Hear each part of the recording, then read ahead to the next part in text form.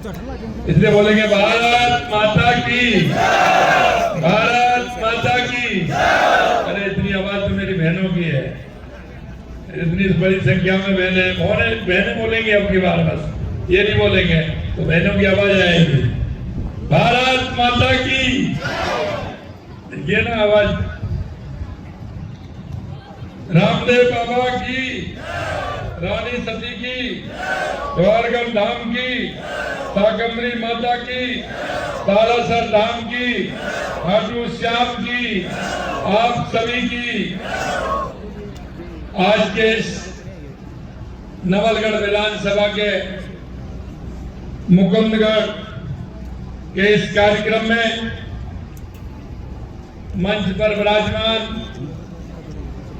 Cabinet में मेरे साथी और आपके पड़ोसी जिले के नेता, किसान नेता सम्मानीय झावर सिंह जी खर्रा, यूडीएच मंत्री,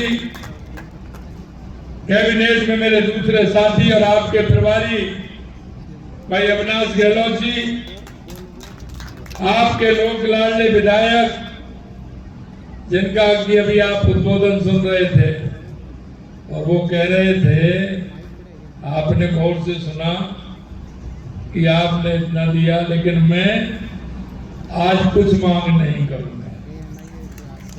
सुना कि नहीं सुना आपने? लेकिन बहुत होशियार आदमी तुम्हारा विधायक, जब भी आता है कहता है कि मैं तो मिलने के लिए आ रहा हूं और 4-5 पेपर साथ लेकर के आता है, हाथ में आराम दे देता है कि साहब ये भी है, ये भी है, ये भी है।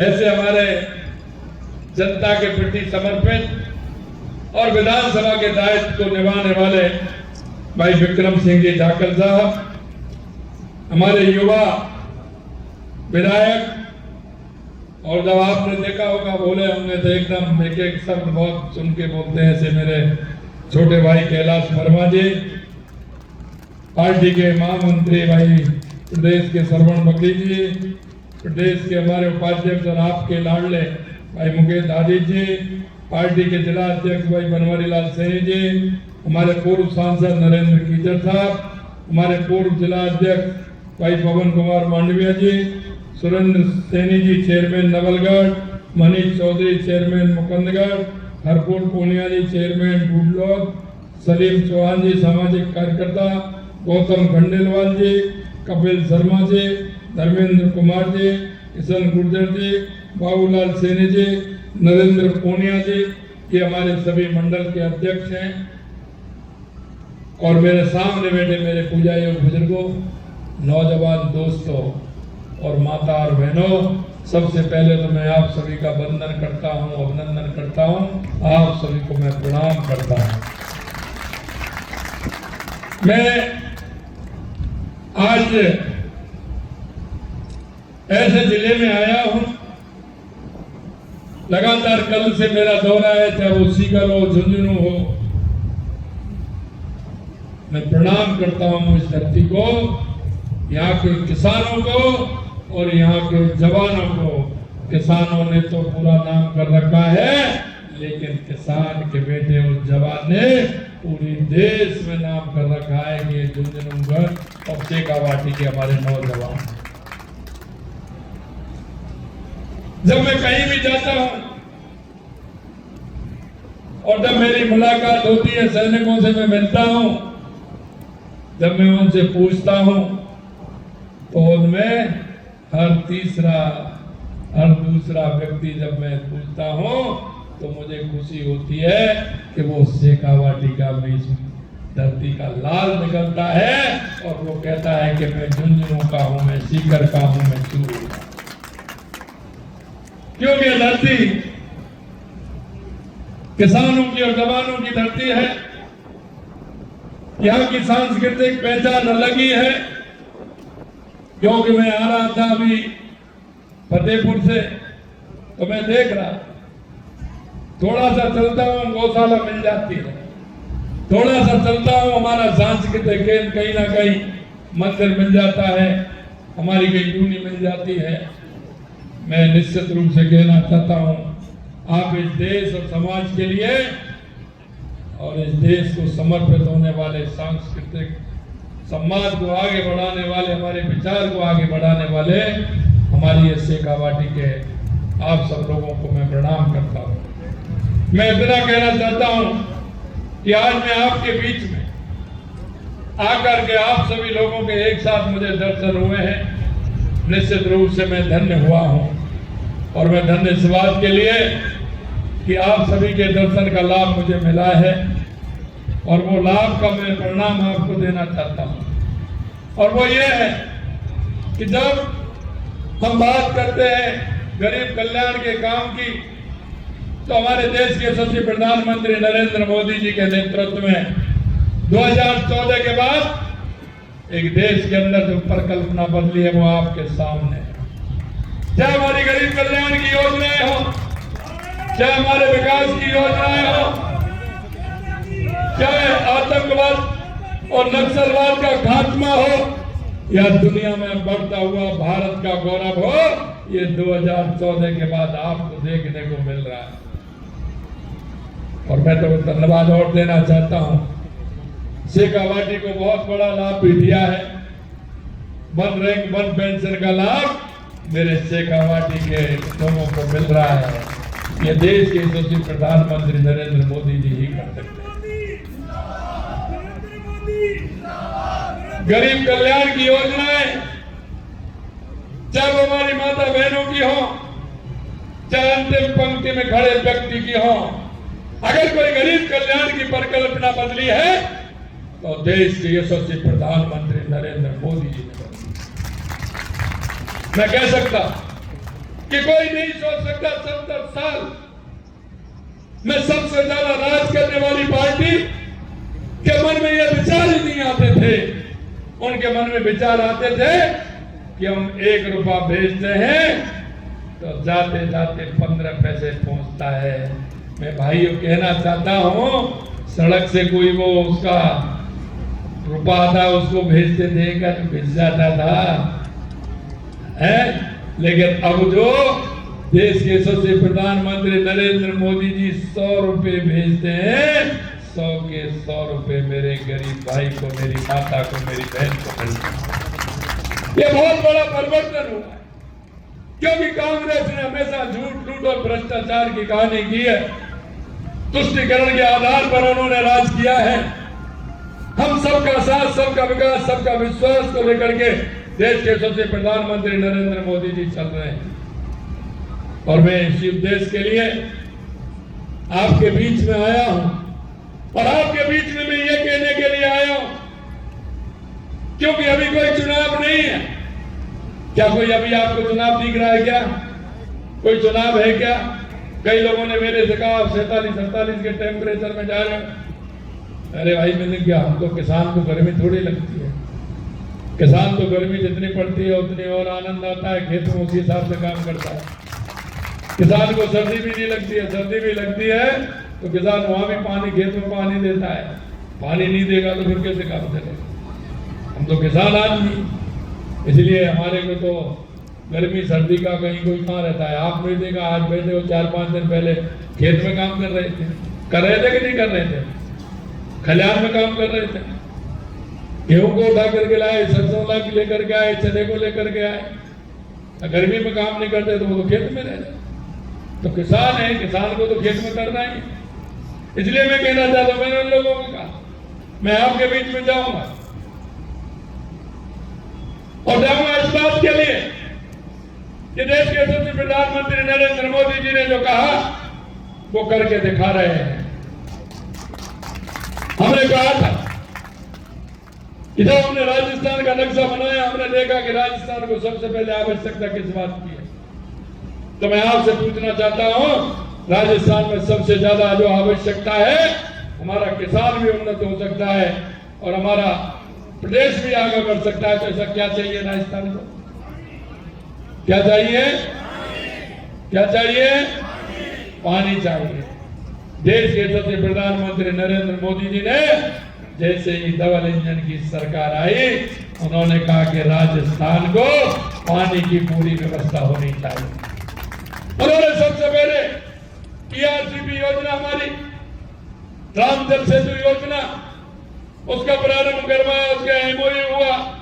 और आपने देखा होगा जब 1 साल हुए थे तो उसका शिलान्यास भी देश के यशस्वी प्रधानमंत्री नरेंद्र मोदी जी ने किया। दूसरी हमारी योजना यमुना के पानी की योजना जो हमारी शेखावाटी को मिले, वो भी देश के यशस्वी प्रधानमंत्री नरेंद्र मोदी जी ने हरियाणा के माननीय पूर्व मुख्यमंत्री मनोहर खट्टर जी को बुलाकर, और उन्होंने कहा कि राजस्थान के मुख्यमंत्री आएंगे, आप दोनों बात करिए, राजस्थान की शेखावाटी की धरती को यमुना के पानी की आवश्यकता है, वो पहुंचा के रहना। यही नहीं, हमने इंदिरा गांधी नहर के लिए, गंगा नहर के लिए 3400 करोड़ रुपए हमने बजट में प्रावधान किया है। 4-5 दिन पहले मैं गया, मां के खाले, मां की नहरों को मैंने देखा है, मां की डिग्गियों को मैंने देखा है। हमने ये काम भी किया, हमने देवास स्कीम पर भी काम किया है। जो पानी हमारा अरब सागर में जाता था उसे रोक करके कैसे हमारे राजस्थान को उसका फायदा मिले। हमने माही डैम में भी काम किया है, जिससे डूंगरपुर बांसवाड़ा को पानी मिले, उसे पाली और जालौर को पानी मिले। हमने नर्मदा पर भी काम किया, जिससे हमारे सांचौर और बाड़मेर को पानी मिले। क्योंकि हम अगर राजस्थान को पानी मिलेगा, पूरे राजस्थान को पानी मिलेगा, तो मेरा राजस्थान खुशहाल होगा। और मैं आपसे यही कहना चाहता हूं, जब विधानसभा के अंदर बात चल रही थी, हमने कहा यमुना का पानी हमें लेकर के आएंगे।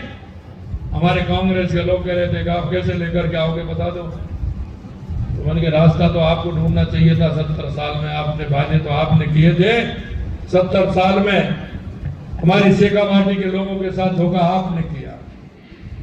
यहाँ के कई नेता हैं, वो प्रदेश में भी मंत्री रहे, वो देश में भी, केंद्र में भी मंत्री रहे, लेकिन जब चुनाव आते हैं तो वो यमुना समझौते की बात करते हैं, यमुना पानी की बात करते हैं।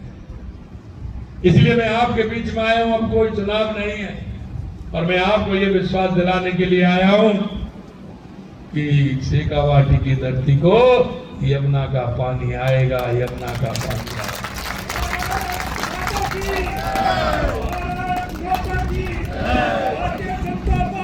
दो मीटिंग हो गई है, एक मीटिंग आपके आज पिलानी में होने वाली है। मैंने सभी अधिकारियों को बुलाया, उसमें वो भी आ रहे हैं, हरियाणा के भी अधिकारी आएंगे। मैं इतना कहना चाहता हूं आपसे कि जब हमारा एमओयू हुआ, हमारी योजना बनी, इसी बीच में हरियाणा का चुनाव आ गया। हरियाणा का चुनाव आ गया, हमको तो पता था कि भारतीय जनता पार्टी की सरकार आएगी और हमारी योजना फिर से पूरी तरह से उसमें लगेंगे और पूरा काम हमारा होगा। लेकिन मेरे भाइयों, में एक बात आपसे कहना चाहता हूं, और वही मैं ये कहना चाहता हूं, कांग्रेस, हरियाणा की कांग्रेस ने ये कहा, अपने घोषणा पत्र में लिखा कि जो भाजपा सरकार ने राजस्थान के साथ, शेखावाटी के साथ जो यमुना समझौता किया है, अगर हमारी सरकार आएगी तो हम उसे रद्द कर देंगे। ये कांग्रेस के घोषणा पत्र में है, कांग्रेस के घोषणा पत्र। मैं आपसे कहना चाहता हूं, वो सहयोग करें नहीं करें, लेकिन उनका सहयोग भी आपने देखा है। और यहां के नेता कांग्रेस के, जब वो सीकर के हों, झुंझुनू के हों, चूरू के हों, उन्होंने जाकर के हरियाणा में भाषण दिया, सभाओं को संबोधित किया और उनकी बात में बात मिलाने का काम किया। मेरे को भी मौका मिला, मैं भी हरियाणा गया था, मैं भी चुनाव में गया था। जब मैंने उनका घोषणा पत्र देखा तो मैंने भी हरियाणा की सभाओं में मैंने भी कहा कि कांग्रेस के लोगों, आप सपना देखना बंद कर दीजिए। आपके सपने कभी पूरे नहीं हो सकते, क्योंकि जो मेरा शेखावाटी के लोग हैं वो मेरे ऐसे लोग हैं, उनकी आत्मा, उनका भाव हमेशा इस माँ भारती के लिए रहता है, माँ भारती के विकास के लिए रहता है। इसलिए उनकी भाव और भावना मैं आपको बता देना चाहता हूँ कि आपकी इच्छा कभी पूरी नहीं होगी। ना तो हरियाणा में कांग्रेस आएगी और ना हमारे समझौते को रद्द करेगी, ये हमने बोला। लेकिन मैं उनकी कहना चाहता हूं, अगर आपके बीच में वो आए, उनसे इस बात का जवाब जरूर आपको लेना है कि कांग्रेस, हरियाणा की कांग्रेस ने जिस तरह से घोषणा पत्र में लिखा, क्या आप हमसे तो यहाँ पूछ रहे हैं, कल ट्वीट कर रहे हैं, जरा मुख्यमंत्री बता दें कितना पानी देंगे। अरे भाई, पानी हम तो देंगे, लेकिन तुम कौन होते हो पूछने वाले? तुम किस आधार पर हमसे क्वेश्चन कर रहे हो? क्योंकि तुमने तो जब कांग्रेस ने अपने घोषणा पत्र में लिखा तो तुम्हारी तो इतनी हिम्मत भी नहीं हुई कि उस पानी का लाभ उनको भी मिलेगा। ये कोई एक व्यक्ति को थोड़ी मिलेगा, तो पूरी शेखावाटी को मिलेगा। लेकिन तुम्हारे मुंह से तो कुछ नहीं निकला। मैंने कहा, देश के यशस्वी प्रधानमंत्री नरेंद्र मोदी जी के नेतृत्व में हम सबका साथ, सबका विकास, सबके विश्वास के आधार पर काम करते हैं। पूरा पानी मिलेगा शेखावाटी को और जल्दी ही डीपीआर बन करके कार्य प्रारंभ होगा। आप निश्चिंत रहिए, आप अपनी भावना और भाव को अपने पास रखिए। हमें आपकी सलाह की जरूरत नहीं है, हम आपकी सलाह नहीं मांग रहे। मित्रों, मैं अंत में इतना कहना चाहता हूं कि जिस तरह से इन लोगों ने हर चीज में रोड़ा बनने का काम किया है, जब चुनाव आते हैं तो कहीं ना कहीं शिलालेख लगा देते हैं, यमुना के पानी की बात करते हैं, यहाँ के विकास की बात करते हैं। लेकिन मैं कहना चाहता हूं, आप मेरे बजट को देख लीजिए, मेरे बजट का भी है, और ये तो मेरे नवलगढ़ का ही है, ये तो नवलगढ़ का ही है, 3 पन्ने हैं। बताऊंगा तो समय लगेगा।